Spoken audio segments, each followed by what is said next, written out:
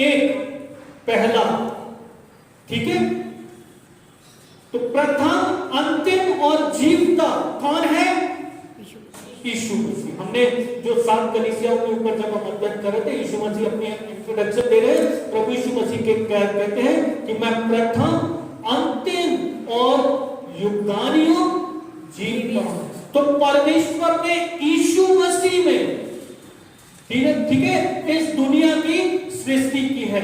परमेश्वर का वचन कह रहा, आदि में परमेश्वर ने आकाश और पृथ्वी की सृष्टि की। इसमें मिलियंस ईयर्स का अंतर है, समझिएगा इस बात को, ठीक है। इसमें मिलियंस ईयर्स का संबंध है, क्योंकि प्रभु का वचन कहता है कि प्रभु का एक दिन 1000 वर्ष के बराबर और 1000 वर्ष एक दिन के बराबर, ठीक है। तो ये जो शब्द आता है, हमेशा इसको ऐसा मत समझिए कि बाइबल जरूर कहते हैं कि एक हफ्ते में जो 7 डेज में प्रभु ने पृथ्वी की सृष्टि की है, लेकिन ये युग हैं, ठीक है। 7 युग हैं बड़े, जिनमें परमेश्वर ने सृष्टि की है। जब आप बाइबल को के इतिहास को या इसके हिस्टोरिकल बैकग्राउंड में जब आप जाओगे, तब आप इस बात को सीखने पाओगे। तो हमेशा इस बात को अपने सहन में रखिए, जब हम इस बात को पढ़ रहे हैं, आदि में परमेश्वर ने आकाश और पृथ्वी की सृष्टि की। इस एक वचन में जो उत्पत्ति एक है, इसमें हजारों लाखों वर्षों का अंतर है। लेकिन जो भी सृष्टि की गई वो यीशु मसीह में की गई। वापस इसको खुला रखिएगा, परमेश्वर का वचन यहां पर क्या कह रहा है? आदि में वचन था, राइट? समझ रहे हैं? परमेश्वर का जो वचन आदि में था, वचन कौन है? यीशु मसीह, है ना? प्रकाशित वाक्य में हम इस बात को देखते हैं कि उसका जो उसने जो रोब जो पहना हुआ है, जो गारमेंट उसने पहना हुआ है, वो ब्लड स्प्रिंकल्ड है, उस पे लहू छिड़का हुआ है। और प्रभु यीशु मसीह का जो नाम है, प्रभु यीशु मसीह का नाम इस दुनिया में प्रभु यीशु मसीह है, यहोशुआ इस दुनिया में, लेकिन स्वर्ग में उसका नाम है परमेश्वर का वचन। वहां पर परमेश्वर का वचन कहता है कि उसने लहू छिड़का हुआ वस्त्र पहना हुआ है और उसका नाम परमेश्वर का वचन है। यीशु मसीह के बारे में यहां पर बात कर रहा है और परमेश्वर का वचन कहता है पृथ्वी कैसी है? बेदौल है, सुनसान है और गहरे जल के ऊपर अंधियारा है। परमेश्वर का आत्मा जल के ऊपर, होवरिंग, जो इंग्लिश में जो शब्द इस्तेमाल हुआ है, शायद किंग जेम्स वर्जन में होवरिंग, हॉवरक्राफ्ट एक यूएस मिलिट्री का एक व्हीकल है जो समुद्र के ऊपर भी फ्लोट कर सकता है और जमीन पर भी चल सकता है। होवरक्राफ्ट, तैरने वाला, ठीक है, या उसके ऊपर किसी चीज के ऊपर मूव करने वाला, ठीक है। परमेश्वर का आत्मा हॉवरिंग कर रहा है, मंडरा रहा है। क्यों मंडरा रहा है? परमेश्वर का आत्मा क्यों मंडरा रहा है? क्योंकि परमेश्वर का वचन कहता है कि गहरे जल के ऊपर अंधियारा है। And God has commanded first. परमेश्वर ने किस बात को आज्ञा दी? परमेश्वर का वचन कहता है तब परमेश्वर ने कहा उजियाला हो, और क्या हुआ? उजियाला हो। ना अब आप मुझे ये पूछोगे कि भैया इसका जो मतलब है यूहन्ना रचित सुसमाचार के साथ क्या है? आपको क्या दिखाई दे रहा है? परमेश्वर का आत्मा यहां पर क्या कह रहा है? परमेश्वर का वचन यहां क्या कह रहा है? ज्योति कहां चमक रही है? अंधकार। प्रभु ने कहा उजियालो, कहां पर चमकी ज्योति प्रभु की? अंधियारे पर, जहां पर प्रभु का आत्मा मंडला। अंधकार का, इस जो फिजिकल अंधकार है, इस आत्मिक अंधकार से उसका क्या संबंध है? ज्योति अंधकार में चमकी है, इसका मतलब क्या है? ज्योति अंधकार में चमकती है, परंतु अंधकार ने उसे ग्रहण नहीं किया। जो पाप में डूबा हुआ था, करेक्ट।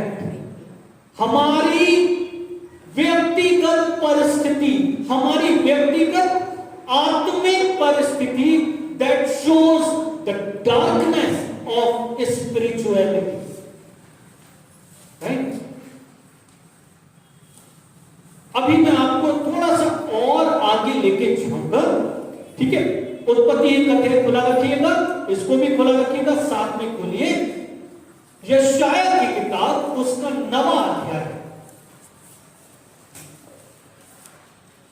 यशायाह की किताब, उसका 9वां अध्याय। हम लोग बहुत पढ़ते हैं ना इस वचन को, बहुत बार ध्यान से होपफुली आपको बाय हार्ट लर्न होना चाहिए ना।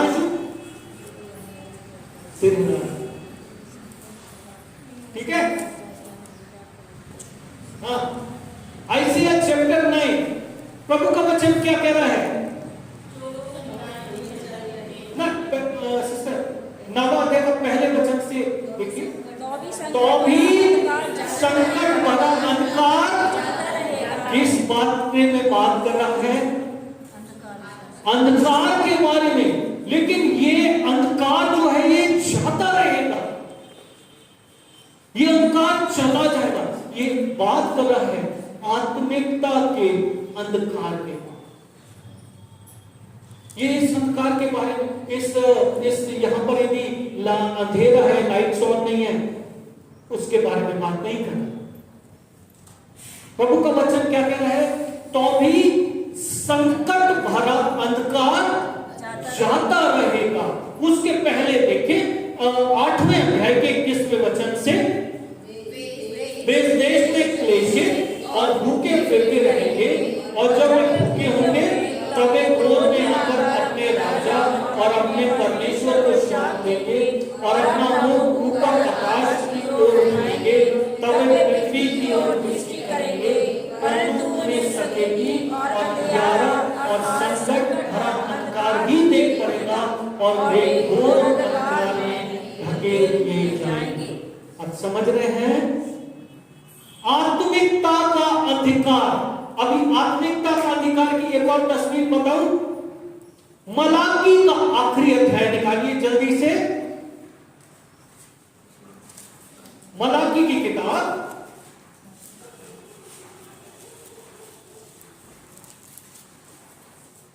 चौथा अध्याय। और चौथे अध्याय के बाद एक और एक अध्याय, आपको मालूम है सफेद चैप्टर का अध्याय। कभी गौर किया आपने इस सफेद चैप्टर के अध्याय को? सोचा कभी क्यों ये 2 सफेद पन्ने हमारी किताब में, हमारी बाइबल में डाल दिए गए? हिंदी बाइबल में है ना 2 सफेद पन्ने। ये सफेद पन्ने, ये दिखा रहा हूं आपको, ये 2 सफेद पन्ने, कुछ नहीं लिखा इनमें। कोई बताएगा? मैं कई बार बता चुका हूं। 400 वर्ष का लंबा समय। इन 400 लंबे समय में क्या है? क्या है 400 लंबे वर्ष में? गुलामी है। किसकी? रोम की। ठीक है, रोम की, यूनान की, राइट? 2 गुलामियां इस 400 वर्ष के लंबे समय में है। इसके साथ साथ एक और गुलामी, आत्मिकता की गुलामी, जब परमेश्वर ने ना तो स्वर्गदूतों के द्वारा, ना भविष्यद्वक्ताओं के द्वारा, ना खुद अपने रेवलेशन के द्वारा किसी भी प्रकार से अपने लोगों के साथ किसी भी प्रकार की कोई भी बातचीत किया। ठीक है, 400 वर्ष का लंबा समय जब इस्राएल बिना परमेश्वर के वचन के किसी भी प्रकार का कोई भी रेवलेशन परमेश्वर की ओर से नहीं आता। पहली बात आती है जब जिब्राइल स्वर्गदूत, मुझे माफ कर दीजिए मैं एकदम से भूल गया, यहूदा के पिता के पास, क्या नाम था, एकदम से दिमाग से, ज़करिया के पास पहला वचन आता है।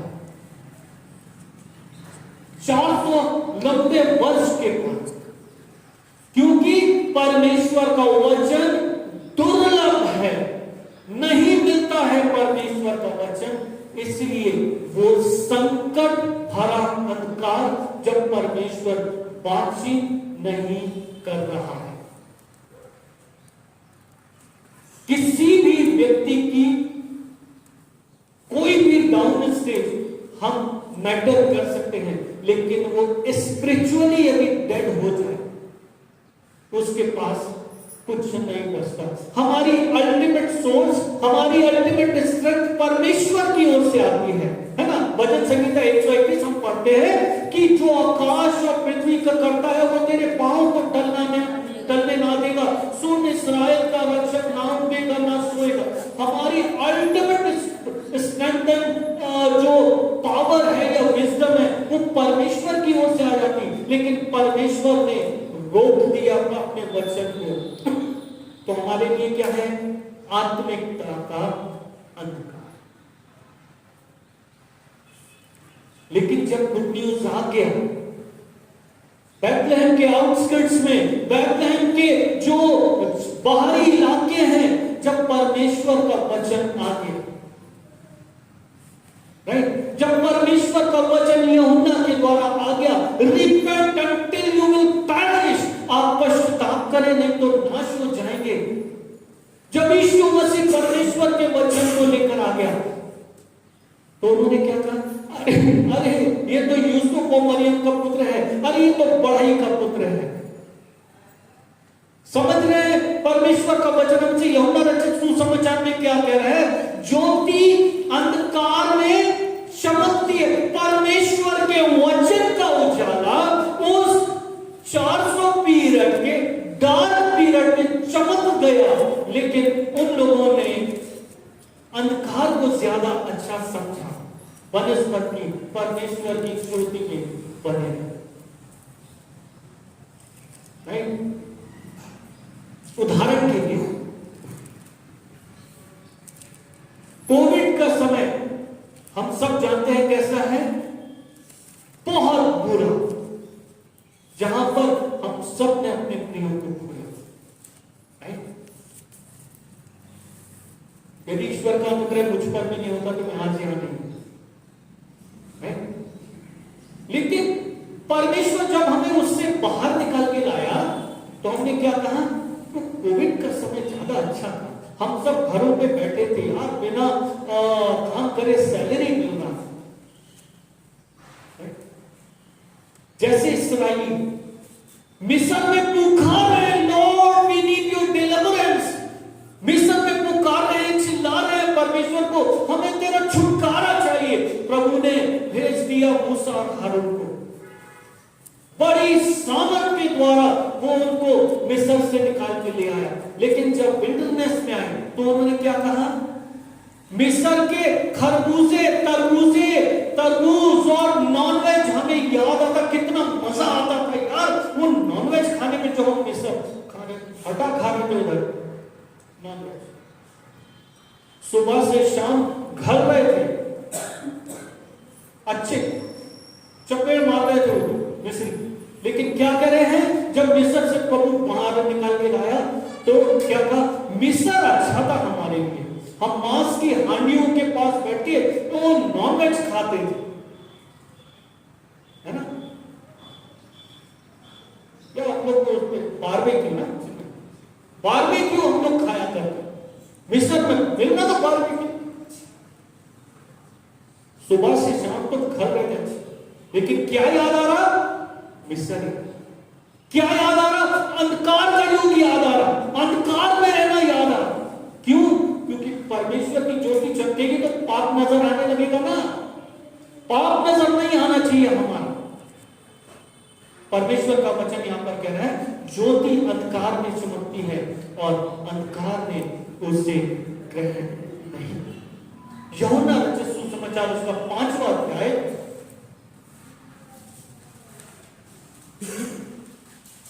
यूहन्ना रचित सुसमाचार उसका 5वां अध्याय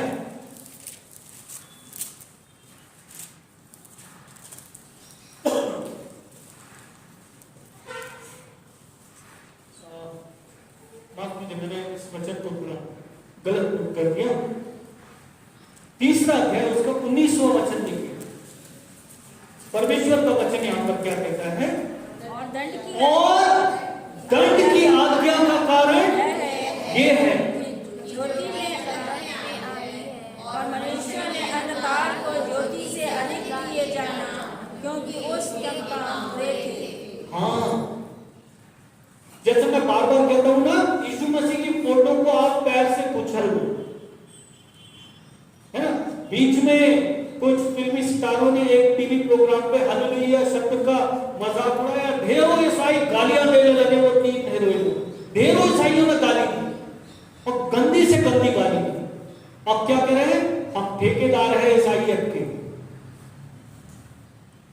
अरे उन तीनों ने, उनको क्या मालूम हालेलुया शब्द का? उन्होंने कभी सुना नहीं है, उनको मालूम। अभी एक और एक लड़के ने वो एक प्रभु के दास है जो पंजाब से आते हैं, मेरा यीशु यीशु, उसका मीम बना के कुछ वो चंगाई का पुत में कितने दिन से ऐसा तकलीफ होता है, ऐसा करके वो छोटे छोटे क्लिप्स बनाते हैं। वो देखा ना? मुझे भी एक समय पढ़ के गुस्सा आया, बहुत गुस्सा आया मुझे, मैं जब उसको देखा। लेकिन कुछ ठेकेदार ईसाई क्या करेंगे? गालियां देना शुरू कर। यीशु मसीह को जानते नहीं हो तुम, how can you do it? वो तो, उनको तो सच में समझ नहीं है यीशु मसीह को, वो नहीं जानते। ठीक है, उन्होंने ऐसा किया। परमेश्वर का वचन हमसे यहां पर कह रहा है 3 अध्याय के 19वें वचन में, दंड की आज्ञा का कारण क्या है? ज्योति को अप्रिय जानना। राइट? परमेश्वर का वचन कहता है यहां पर, और दंड की आज्ञा का कारण यह है कि ज्योति जगत में आई है और मनुष्यों ने अंधकार को ज्योति से अधिक प्रिय जाना, क्योंकि उनके काम अच्छा नहीं लगता ना, विशेषकर जवान बच्चों को, कि उनकी गलतियों के पीछे खड़ा होकर कोई उनको डांट, बहुत बुरा लगता है। यदि माँ बाप बच्चों को डांटे तो कई बार बच्चे अग्रेसिव हो जाते हैं, बहुत हार्शली अग्रेसिव हो जाते हैं, सुनना नहीं चाहते। अंधकार है ना, अंधकार की दासत्वता है। इसलिए परमेश्वर का वचन यहां पर कहता है दंड की आज्ञा का कारण यह है कि ज्योति जगत में आई है, लेकिन मनुष्यों ने ज्योति से अधिक अंधकार को प्रिय जाना, है ना, क्योंकि उनके काम बुरे हैं। परमेश्वर का वचन इस बात को हमसे स्थान करता है। हम केयरफुल हो इस बात में कि यदि परमेश्वर का वचन हमारे बीच में है, ना सिर्फ क्रिसमस को सेलिब्रेट करने के लिए आप इतने एक्साइटेड हो जाएंगे, क्योंकि नेक्स्ट ईयर फिर क्रिसमस आएगा, हम फिर से न्यू ड्रेसअप खरीदेंगे, फिर से चर्च में व्हाइट वॉश होगा, फिर से अच्छा बढ़िया म्यूजिक होगा, फिर से अच्छा नॉनवेज बनेगा, केक आएगा घर में, बहुत कुछ होगा, घर डेकोरेट होगा, क्रिसमस ट्री खरीदेंगे, ये करेंगे, वो करेंगे, and this process will keep on going. ये प्रक्रिया चलती रहेगी जीवन भर। लेकिन मिलेगा क्या? 6x4 का एक गड्ढा। लेकिन 6x4 के गड्ढे के आगे कुछ और है। ज्योति जगत में आई है, हम उससे प्रिय जाने, उससे प्रेम करें, उसके साथ संबंध में। आखिरी एक और एक वचन है यूहन्ना रचित सुसमाचार उसका 8वां अध्याय और उसका 12वां वचन। फिर यीशु ने लोगों से कहा, जगत की ज्योति मैं हूं, जो मेरे पीछे चलेगा वो अंधकार में ना चलेगा, परंतु जीवन की ज्योति पाएगा। यीशु मसीह का कि जगत की ज्योति मैं हूं, जो मेरे पीछे चलेगा वो अंधकार में ना चलेगा, परंतु जीवन की ज्योति को। सर्च लाइट की या किसान टॉर्च की या ये एलईडीज की जरूरत नहीं है ना। प्रकाशित वाक्य में एक बहुत अच्छा पद आता है, हम मेमने के प्रकाश में चलने पाए। 21 या 22 अध्याय में है, कहीं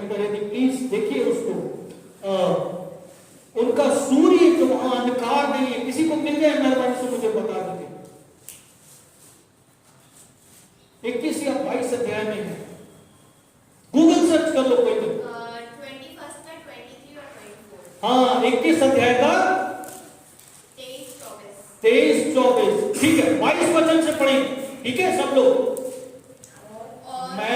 मैंने उसमें कोई मंदिर ना देखा, क्योंकि सर्वशक्तिमान परमेश्वर और मेघना उसका मंदिर है, और उस नगर में सूर्य और चांद के उजाले का प्रयोजन नहीं, क्योंकि परमेश्वर के तेज से उसमें उजाला हो रहा है, और दीपक युगों में प्रकाशित है, और जाति जाति के लोग उसकी ज्योति में चले फिरेंगे, और पृथ्वी का राजा अपने देश का सिंहासन उसमें लगाएंगे।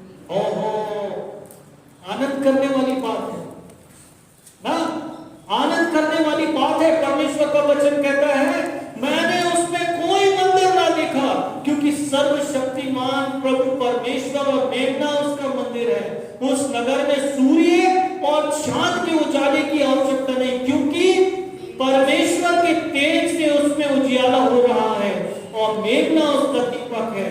जाति जाति के लोग उसकी ज्योति में चले फिरेंगे, और पृथ्वी के राजा अपने तेज का समान उसमें जाएंगे।